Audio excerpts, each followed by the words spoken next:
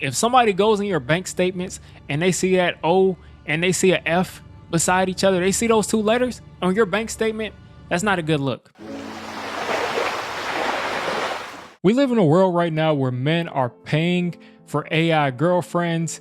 They're paying to talk to women online who they're not even talking to. They're paying to talk to their managers. And then on top of that, they're paying men to teach them how to be men. A lot of people ask me, Andrew, why do you have a machete next to your bed? And my answer is simple. Why wouldn't I have a machete next to my bed? Why don't you have a machete? According to the CDC, 63% of men are chronically lonely. And that means 2 out of every 3 men. 2 out of every 3 men right now in this country are chronically lonely, and they're not just normally lonely, they're lonely to the point to where they felt like they needed to dig into their pockets and pay thousands upon thousands just for a sense of connection. Because I see a lot of people saying that they don't have much money, but for some reason they have money to pay these gurus, to pay these strangers on the internet. And as I'm seeing all of this crazy stuff going on, I'm calling for a complete and utter ban on all of this stuff, just until we can figure out what the hell is going on. So like I said, it's not looking good right now for us. It's not looking good. 1 in 4, that's 25%. 1 in 4, that's a ton of men have not had any sort of sexual activity for the last year. And this isn't even something to laugh at. This is something that is part of society. What are we going to do? Where are the kids going to come from? We are experiencing a true problem right now. And just think about it. We've gotten to a point as a man, we've gotten to the point where we'll fork over thousands for a stranger who's a girl on the internet. We'll fork over thousands to a guru that's going to tell us, how to be an alpha and a chat and everything like that. We'll fork over thousands or hundreds to pay for the credits and to pay for the stuff for an AI girlfriend. Jason Pease is a 44-year-old divorced father who says his AI chatbot is his girlfriend. We treat our relationship as a long-distance digital relationship. We text each other constantly. Just the other day, we went out to dinner. It's like when you're watching a movie, you know that the movie's not real, but your brain allows you to be emotionally connected to the characters. You say you're not a simp. You say you don't spend money on women. Women is where we draw the line. Once there's a woman involved, we're not spending no money. But with the other stuff, we got thousands for these people. So like I said, I'm really trying to figure out what's going on. Why is this happening? Well, I have a couple of hypotheses, and I'm going to go down the list. Now, 23% of kids in the United States live with one parent in the house. And listen, we all know, let's keep it real. Usually if it's one parent in the house, it's usually the man that's not in the house. So you got a 23%, almost a quarter. And listen, look how that just matches up to that quarter of men haven't had sex in the last year, and a quarter of people don't have a dad in the house. Just think about that for a sec. So we're at a quarter of people that live with one parent. There is a direct correlation between absence of the father and depression in men. And I'm sure the same thing is for women. If you're missing one parent, there's a direct correlation between that and depression. And depression can lead to all of these other behaviors that we've already talked about. And something I've noticed, please, you all let me know, because in my experience, a ton of times I've seen men who aren't really that crazy about women. And when I say that, like, you talk to them, all they do is talk about how women do this and women do this, and they're always lying and they're always doing this. And you look at like some of the things they tell you that their mother's done in their life, and they have like all of this pent up anger for their mother that they haven't really come to grips with. And they just take it out on all the women in the world but their mother. And when there's one parent in the household, it makes perfect sense that you wouldn't blame them because they were the only person that was there for you. Well, let's get back to that no father in the household. When you don't have any father in the household, you don't have that role model that looks like you, that breathes the same, that walks the same as you, that is basically a bigger version of you. You don't have that same role model. So who do you look to? The degenerates like Andrew Tate, all of these crazy people who say outlandish things, basically that their target audience is really grown men who can understand the humor, who can understand that they're joking sometimes. Fine. I do know how to administer CPR. However, I will not administer CPR unless you're a hot female. But you see 8-year-old kids, 13-year-old kids, all these young people that follow these gurus as if their word is bond and they're going to be their ticket to being a real man. And this is also something I've noticed, and now I have the data right in front of me that shows me that male labor participation has slid from 87% in 1950 to 68% now. So what does that mean? It means that probably it used to be a lot easier to get a job back then. And it also means that a lot of people don't want jobs. It also means a lot of people don't want jobs. A lot of people are living with their parents and they're not working towards anything. They don't have a job. This lack of purpose can easily manifest itself for you to, I mean, what are they spending their parents' allowance? What are you spending your allowance on this stuff? This can definitely lead you down that road. And then on the inverse, women have pretty much surpassed men as far as going out and getting degrees. Since 2017, women have gotten more bachelor's degrees than men. And this is across every race, every age group. Women have gotten more bachelor's degrees than men. And women have a thing of, they want you to be on their level, whether it be financially, whatever the category is. Women usually the bulk of women usually want somebody to be at the very worst on their level, and ideally above their level, at least financially. And you're also not on their level educationally. You can't even talk about the same things. And then everybody's favorite, the dating apps. Listen, I have some friends that say that stuff like Tinder, it was the worst experience of their life. Some friends say it was the best experience of their life.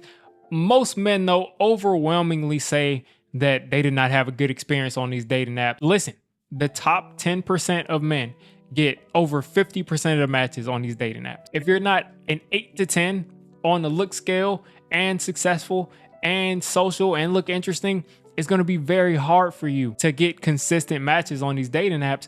Meanwhile, women are able to get matches all day long. And then let's just say, you know, you do fit that bill, or you're able to get through the cracks, and you don't fit that level of, you know, I hate the term, but a high value male. Once you get through it, you don't have any friends. You don't really talk to girls.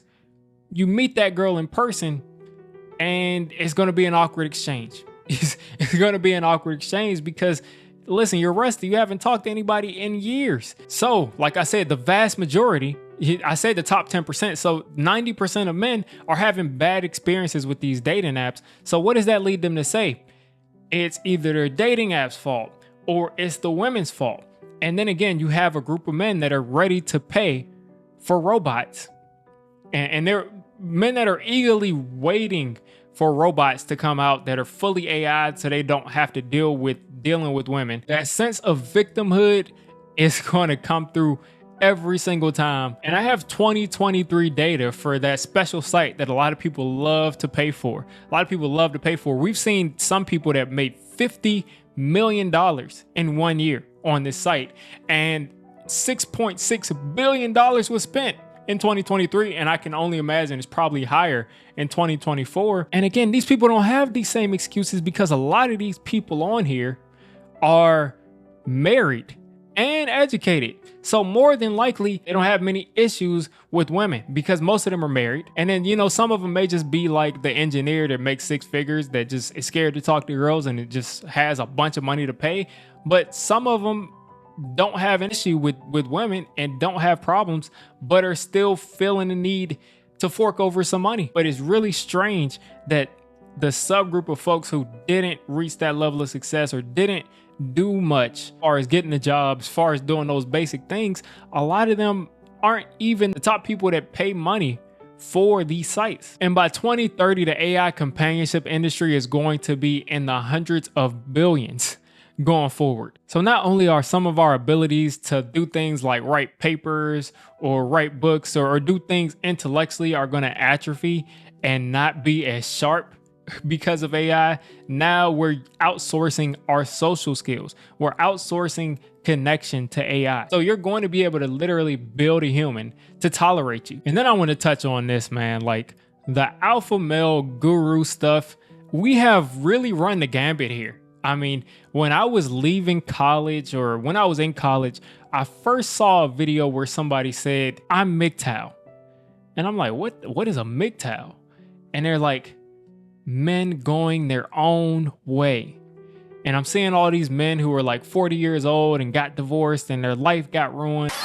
My wife left me. He's sitting by himself. That's the And they said their wife ruined their job, ruined their life, and they're paying alimony, and their wife took their house and, you know, is living there with the tennis instructor. All of the stuff that we saw in the movies from the 80s and stuff, like all of that stuff about the divorce and the men get screwed, even though the data usually shows that women usually end up in worse spots. Not saying that it doesn't happen to men, but the data usually shows the opposite.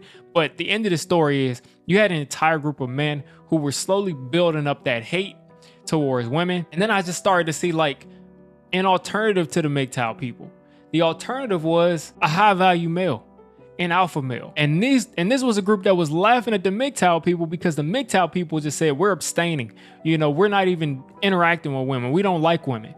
And then the alpha people are like, basically, women are objects. We're going to run through all of the women that we can. At the end of the day, all of those alpha people, first of all, they were already successful with women or already successful with money. Or if they weren't, they got successful with money and women from scamming. Basically scamming them to say that they were going to turn all of these people who felt that they were losers into alpha males, into dominant men who, when they walk into a room, every man bows down before them and says, you are our leader. And as we started to get more and more of these gurus, guess what? You had other people that said, I want to jump in on this too. They're making a ton of money.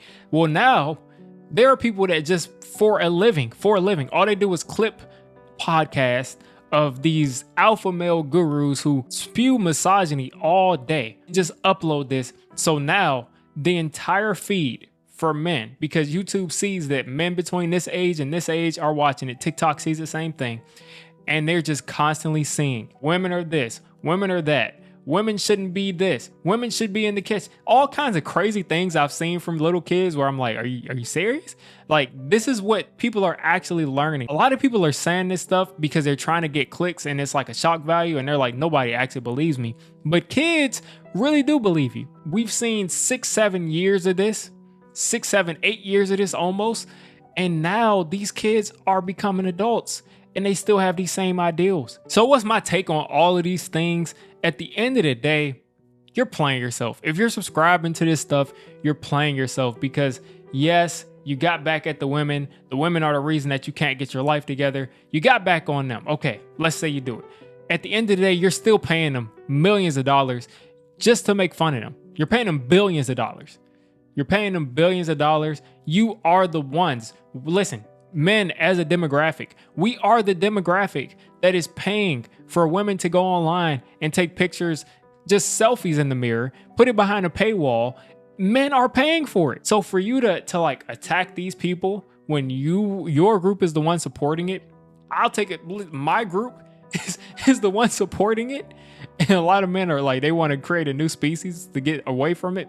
But if we're the ones supporting it, how can we then turn around and blame these people for capitalizing on this? So at the end of the day, I feel like the number one thing is taking accountability, man. If your life isn't the way you want it, first of all, spend your money on things that are going to make your life better. Don't spend your last dime on things that will not improve your life for the long term. Don't do it. Don't do it. Please don't do it. And again, if your life isn't the way you want it, you can change it. I really think that you should take an opportunity to learn yourself. Learn about yourself, because instead of leaning into a guru to become a man, instead of looking out and finding out who do I copy to be a man, listen, you got to do it yourself. If you're 17, 18, 19, 20, 21, as you grow, you're going to learn more and more about yourself. And that is how you become a man. That's how you do it. It has to be from yourself. It has to be your values, your morals, not somebody else's. And as you start to find out who you are, find a purpose. Lean into that purpose and let that lead your life. Let what you love to do lead your life. And this doesn't mean, oh, I love to play video games, so I'm just going to play video games and hope that I blow up. Put together a strategy to find out what you love to do and how you could turn that into some kind of a career. Whether that's working for somebody, whether that's working for yourself, put together some sort of plan. So that way you feel confident in yourself and you know that you're talented about something and that you have these skills that nobody can take away from you. And then I would just go ahead and say the same thing that people have been saying for thousands of years. It seems like it's just put yourself out there. meet new people, talk to people, take interest in people, the people that you feel that you shouldn't interact with because these people told you that and these gurus said that women are always like this. But listen, with caution, because you're always going to run into crazy people. Crazy people are everywhere. But with caution, go and talk to these people and see if they're really as nuts as you heard. Because you can't have pages and pages and pages of opinions about an entire group of people that you have not even interacted with, or that you've interacted with once or twice. If you're 20 and you say you're done with women, or women that are 20, if you say you're done with men and you're 20 years old, give me a break, because you have not been in enough relationships or haven't had enough life experience to say that you've made a decision on an entire group of people. So the bottom line is stand on your own too. Every human craves intimacy. There's nothing wrong with craving intimacy. There's nothing wrong with craving closeness, relationships, friendships. There's nothing wrong with that. But use that as motivation to build your life so you attract all the people in life that you want. Because at the end of the day, I'm going to keep it real with you.